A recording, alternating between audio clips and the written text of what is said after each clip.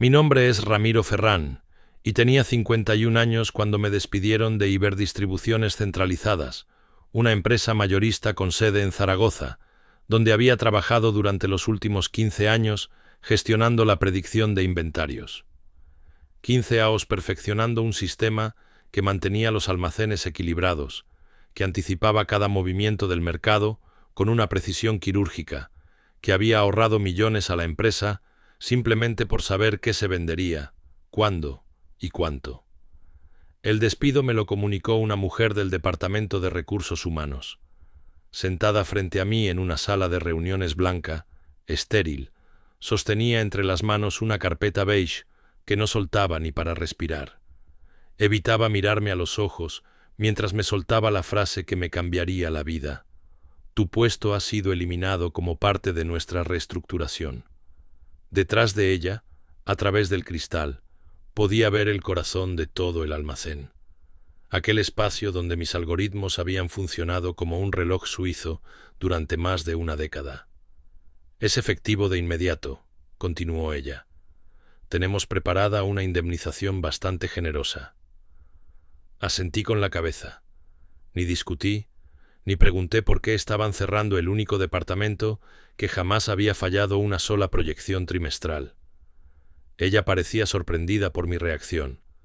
Quizás esperaba rabia, súplicas, alguna lágrima. Pero número. Yo solo hice una pregunta. ¿Quién se encargará ahora de las previsiones? Hemos decidido trasladar esa responsabilidad a nuestro nuevo vicepresidente de operaciones, el señor Teodoro Hernández.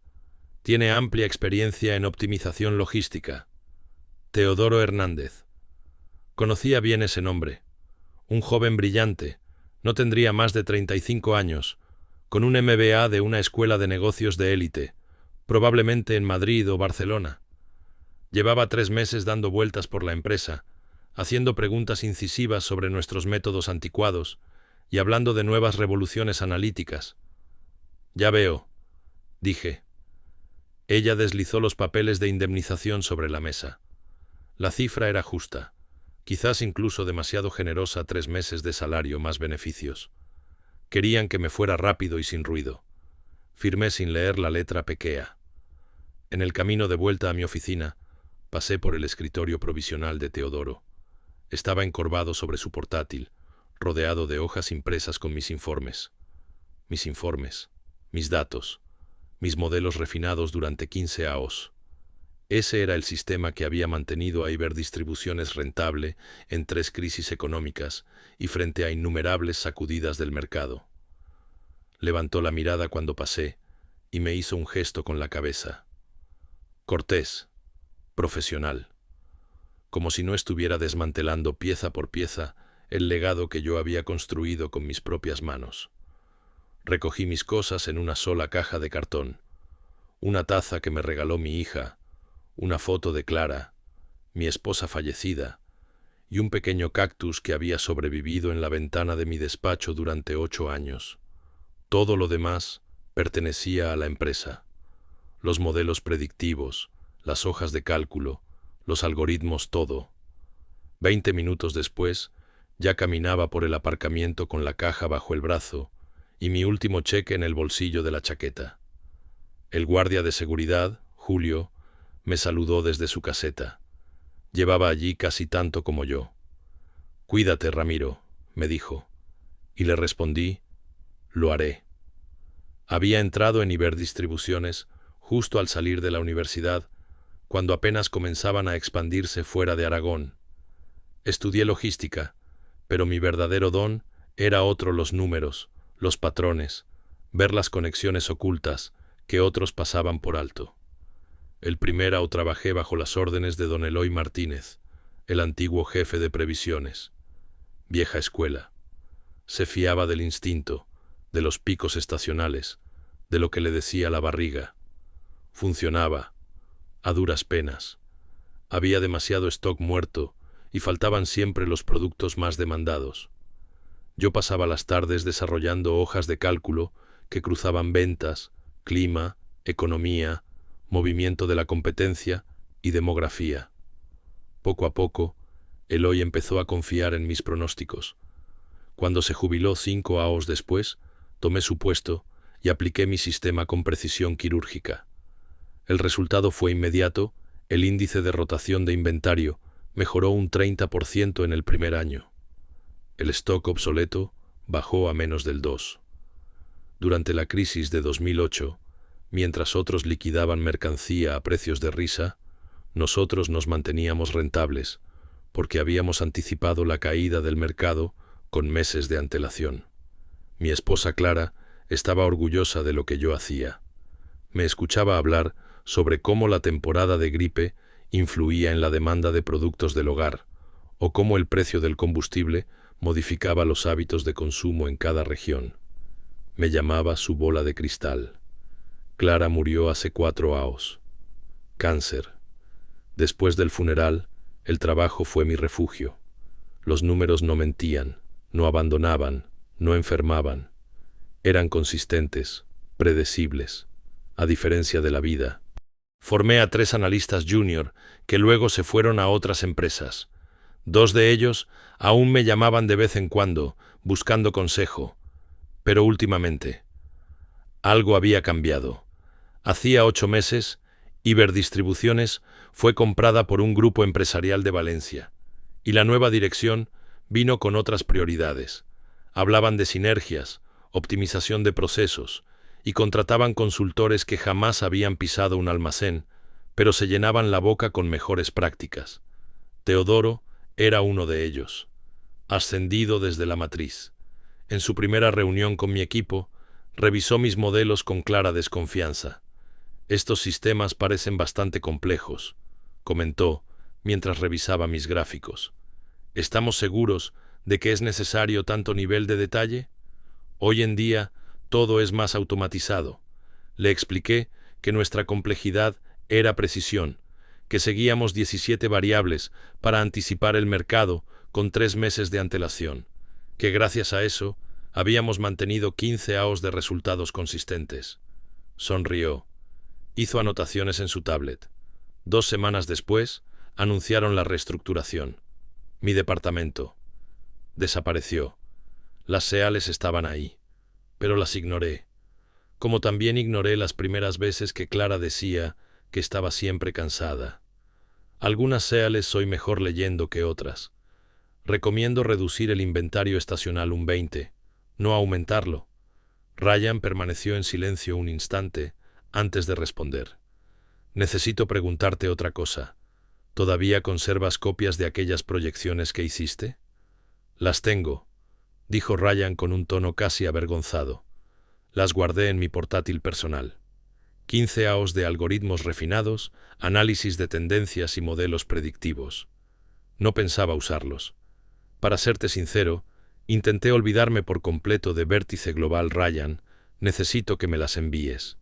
Y también que sepas que, si estas proyecciones son tan precisas como las anteriores, habrá consecuencias graves para quienes decidieron ignorarlas. Ryan se quedó mirando la pantalla de su ordenador. Los datos del distribuidor regional de Zaragoza estaban allí, repartidos en hojas de cálculo simples. Nada que ver con el complejo sistema que él había desarrollado en Vértice. «Te las enviaré esta misma tarde», respondió finalmente. «Gracias». Y Ryan, lo siento por cómo terminaron las cosas. La línea se cortó. Ryan no se movió durante 20 minutos. Se quedó allí, inmóvil, pensando.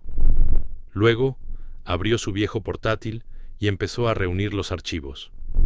Pasó 3 horas preparando el paquete de previsiones, incluyendo no solo las predicciones básicas, sino toda la infraestructura analítica que había diseñado: datos meteorológicos cruzados, matrices de indicadores económicos, modelos demográficos por región y algoritmos de análisis de la competencia.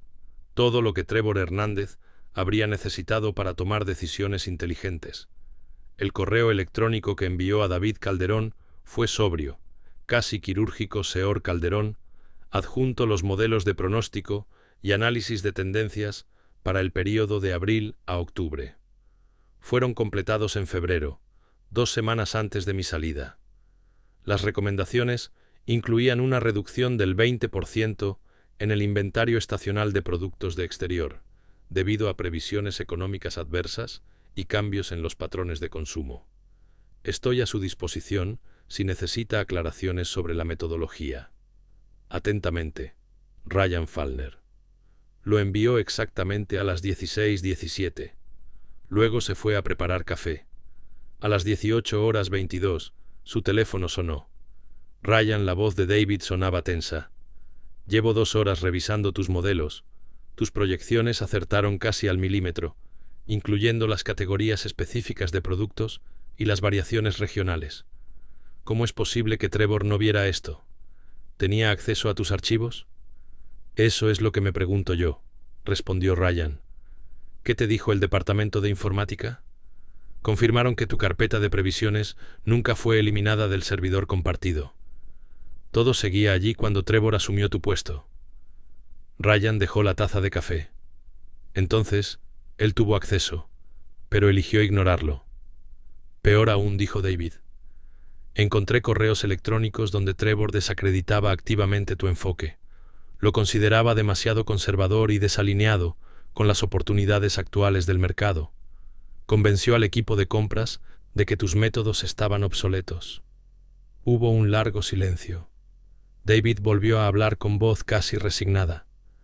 Estoy mirando una hoja de cálculo que Trevor preparó en abril.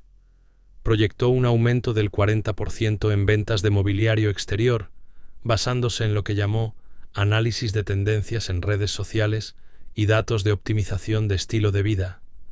Probé con métricas de redes sociales, alguna vez respondió Ryan, pero son demasiado volátiles y específicas por grupo demográfico.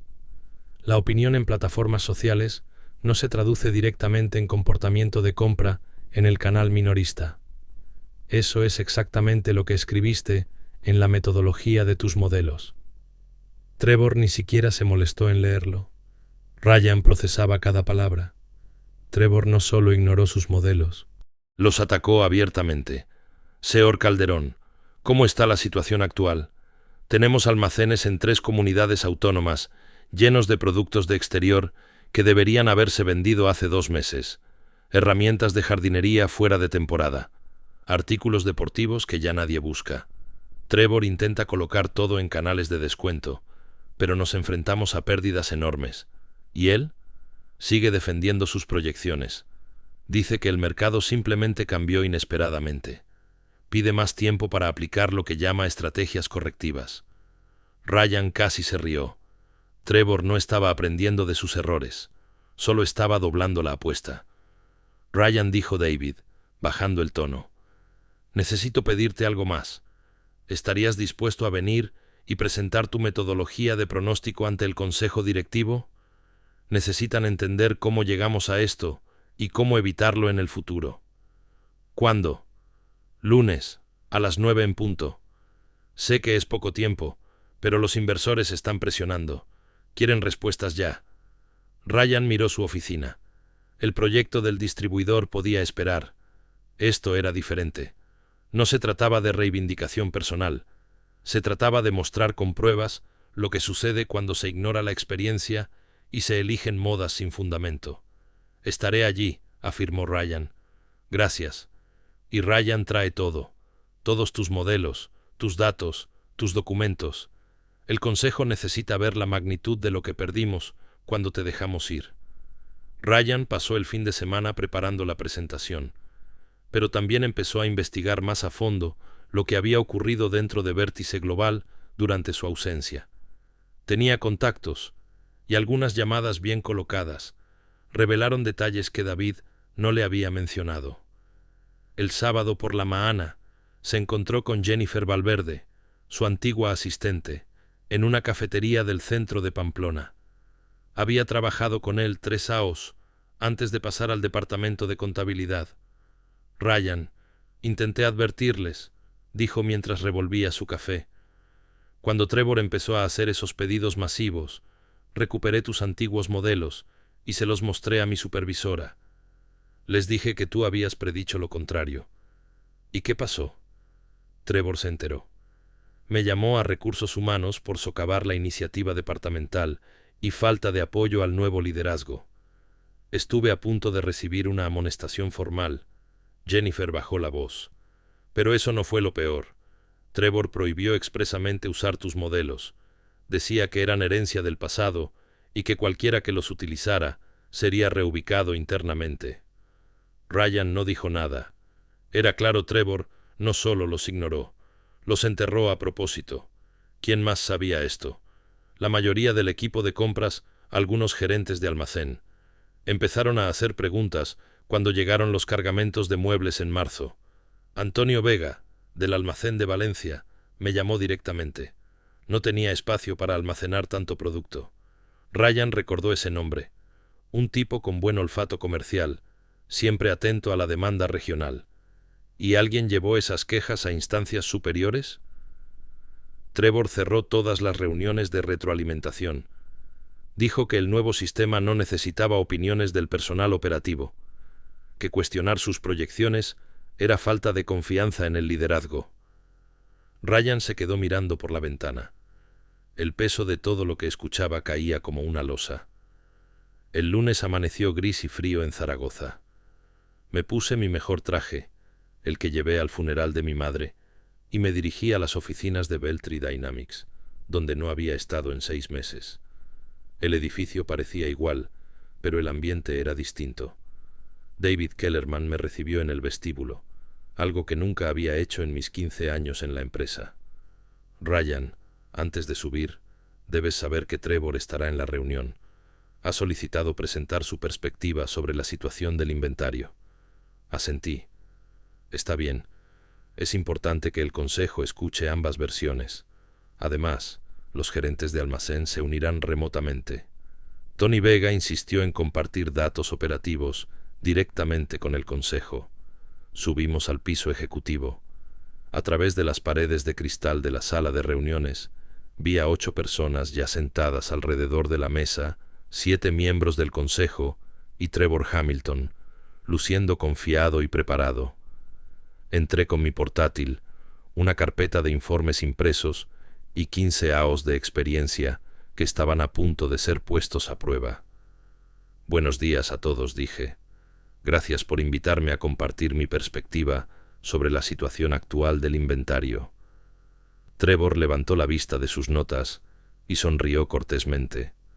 Profesional, cortés, como si no hubiera costado a la empresa 4 millones de euros al ignorar todo lo que intenté enseñarle.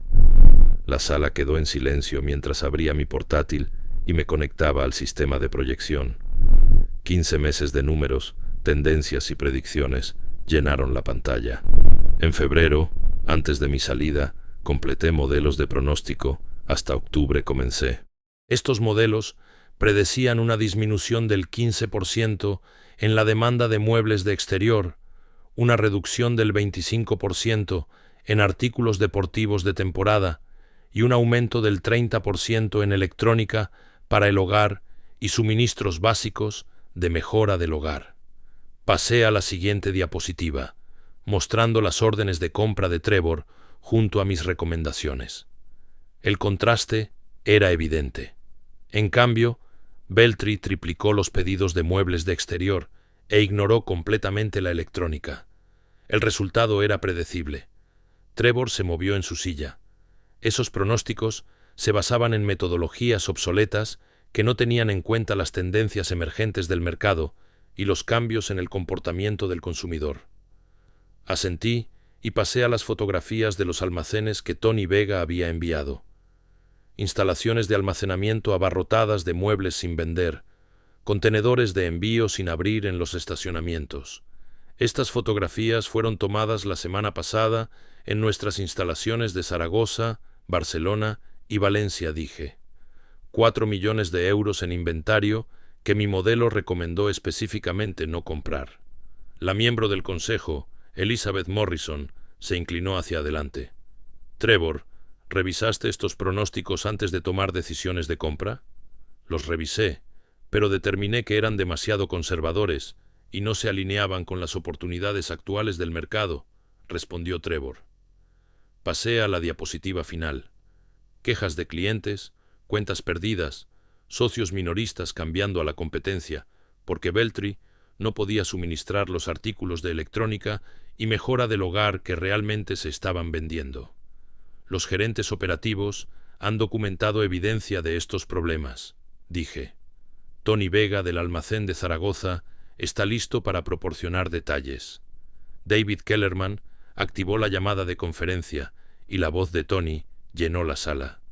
Durante 10 minutos, Tony y 3 otros gerentes de almacén presentaron fotografías, registros de envío y comentarios de clientes que confirmaban mis hallazgos. La sala permaneció en silencio mientras procesaban la información. Finalmente, Elizabeth Morrison habló. Está claro que hubo una falla sistémica en la toma de decisiones y en la comunicación. Agradecemos su presentación, Ryan. Salí de la sala con una sensación de cierre.